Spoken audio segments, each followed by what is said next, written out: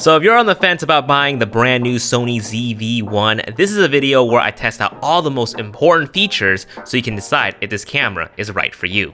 So let me go ahead and show you some of the footage that comes straight out of the camera. The colors are looking really good with the out-of-the-box settings. This camera is capable of 4K 24 and 30 frames per second with no recording limit. In fact, I was able to record about an hour of 4K juicing out a fully charged battery without the camera heating up in a well air-conditioned environment. Just make sure to turn auto power temperature to high if you're planning to shoot 4K for over 5 minutes. In the slow motion high frame rate options, we have 240, 480, and 960 frames per second like the RX100 series cameras.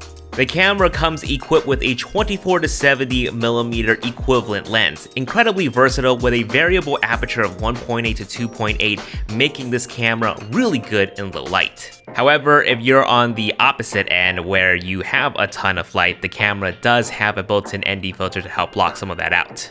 And you might have noticed a tiny little box hovering over our eyes in some of these clips. If you're new to the Sony cam, video eye autofocus has just become a recent phenomenon to help keep you in focus as you're vlogging, and it works incredibly well. So the ZV-1 will automatically power on if you open the screen out like this. And when you close the screen door like this with the screen facing out, it will still leave the camera power on. However, when you turn the screen back to the body itself, it will automatically power off the ZV-1. It flips up and out for selfie style vlogging. However, if you try to go the other way, it'll stop just right here, so this is perfect for top-down shots. In case you are wondering, the ZV-1 uses this type of battery, the NPDX1 battery. This is the same type of battery that the Sony RX100 cameras use as well. Like the RX100 series cameras, you can charge your ZV-1 with a USB cable. Unfortunately, it's still the micro USB 2.0, I believe, and not updated to USB-C in any way. This grip piece right here comes with the ZV-1 already on. Unlike the RX100 series camera, if you want an extra bit of grip, you do have to buy a separate piece of accessory for that particular camera. So with the RX100 camera, there is a ring here on the lens for you to adjust your focus or to adjust the aperture or shutter speed. The ZV-1 doesn't have anything like that, so if you want to manually adjust your focus or change your aperture, you're gonna have to do it through this dial in the back right here.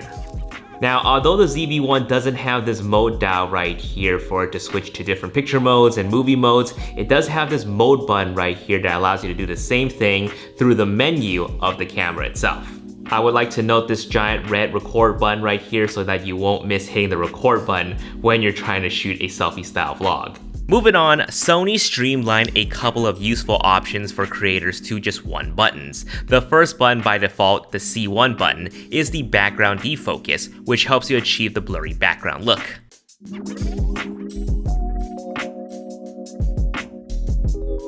Next, the C2 button here is defaulted as Product Showcase, which disables face and eye detection autofocus whenever you want to show off a product in front of the camera. With any of the previous models, you would have had to cover your face fully in order for you to show a product in front of the camera.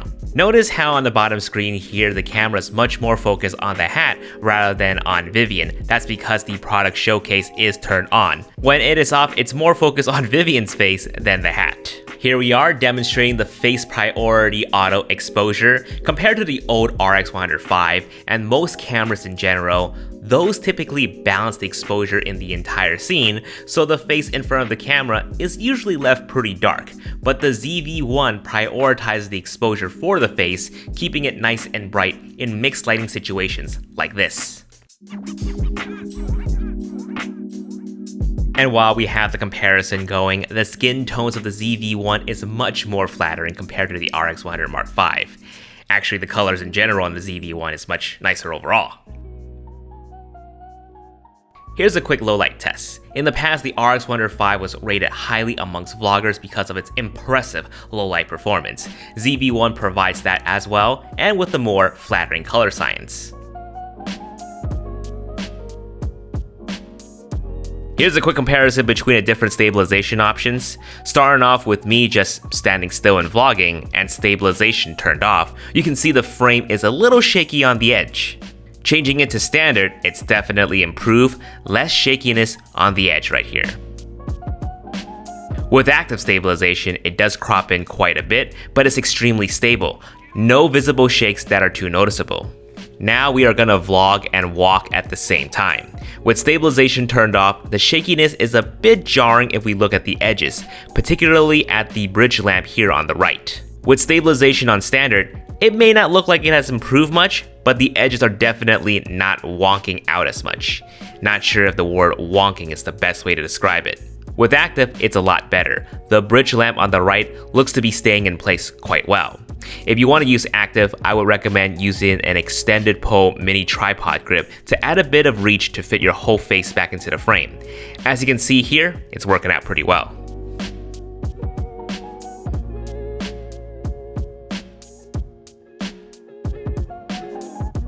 So this is gonna be a test on skin smoothing. Right now it is currently off and I do have an angry pimple right here. So let's see how the camera can fix that. So I'm gonna go ahead and go low right now. So this is low skin softening. This is what it looks like.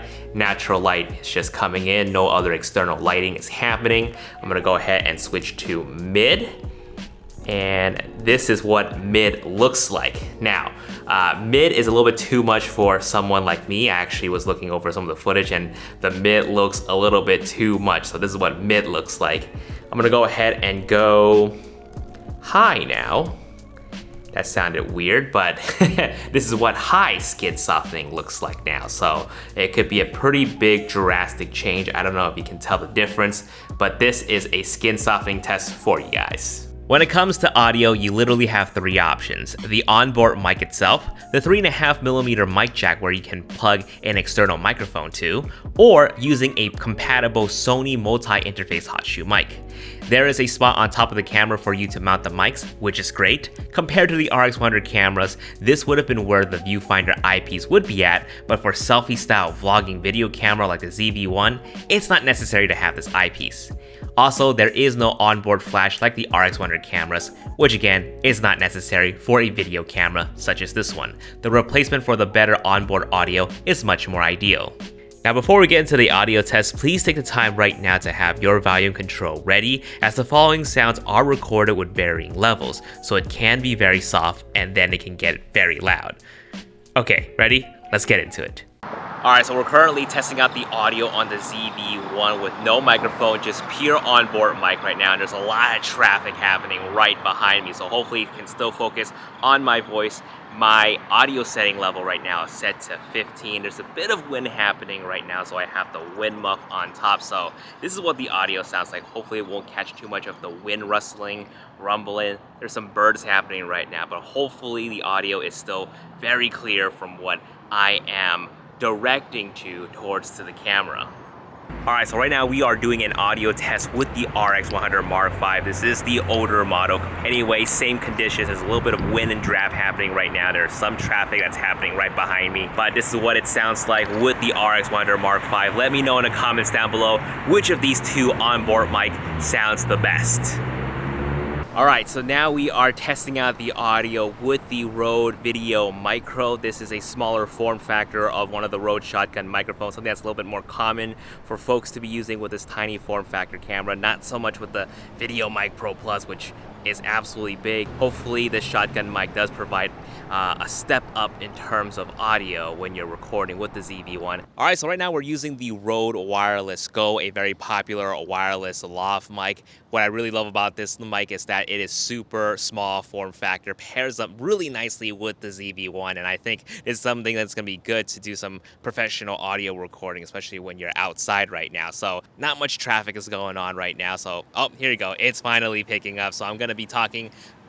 I choked on my own spit right there, but I'm trying to talk over as the car are driving by, so hopefully this offers a pretty good idea what this setup sounds like. And I think this is a very solid setup if you're doing any sort of travel vlogs and you're trying to get the best possible audio on location. Alright, so now we have swapped out to a Sony multi-interface hot shoe mic, the ECM XYST, whatever the model number is. I am not able to really set the audio level settings for this particular mic because it kind of disables that, so it's using whatever the auto setting is. Now, there's a truck happening right behind the camera right now. It's ramping up really loud, but just giving you an idea what the audio sounds like if you're using this microphone while you're talking. And look, wow, there's a lot of traffic going on right now, so I'm trying to talk as much as I can as that sound is happening right behind me to give you guys an idea what the audio sounds like with this microphone.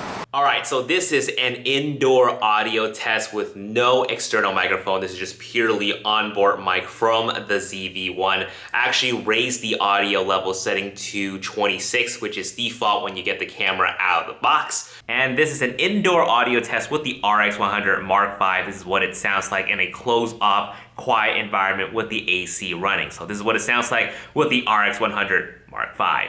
So this is what it sounds like with an external microphone, an external shotgun microphone attached to the ZV-1. This is the Rode Video Micro, a directional microphone that's attached on top of the camera pointing at me. I'm about yay close to the camera right now, and again, the AC is running, and this is what it sounds like indoors with a Rode Video Micro on top of the ZV-1. So now we swapped over to the Sony multi-interface hot shoe mic, so this is what it sounds like. The advantage of using a mic like this is that you don't have to plug in anything other than mounting this particular mic on top of the hot shoe directly. And do be sure to let me know in the comments down below which of these mics you think sound the best. Though I don't think it's necessary now because the screen flips out. In case anyone still wanted to use the remote live view on the app of their phone, it's a bit laggy. I would just probably use this to frame your shot and trigger the recording only. Aside from that, you can transfer video files from the camera to your phone, but if it's a long clip, especially if it's 4K, it will take quite a bit of time. Photo transfers, on the other hand, are fairly quick, albeit only JPEGs are transferable, not the RAW files. So a quick note on the touch function of the ZV-1, you can't actually touch to change any of the settings on your camera, but you can touch to focus and touch to enlarge a photo during playback. While this would be more widely used as a video camera, I would touch up on the photo aspects really quickly. The ZV-1 has the new Animal Eye Autofocus. It also has the 20 frames per second no blackout, so you can capture photos of high-speed subjects. Combine that with the advanced touch tracking autofocus, you won't have to worry about missing focus for the shots.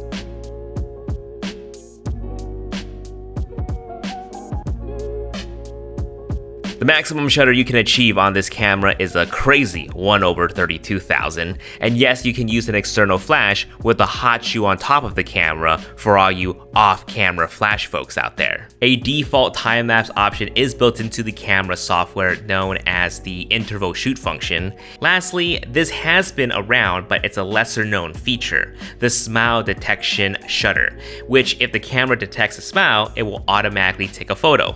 Perfect for selfies. If you guys need help setting up your Sony ZV-1, I will have a best settings guide right here on the screen. If you guys have further questions about this camera, join my Sony Alpha Fam Discord server. The link's in the description box below. Guys, thank you so much for watching. I'll see you guys in the next one. Peace.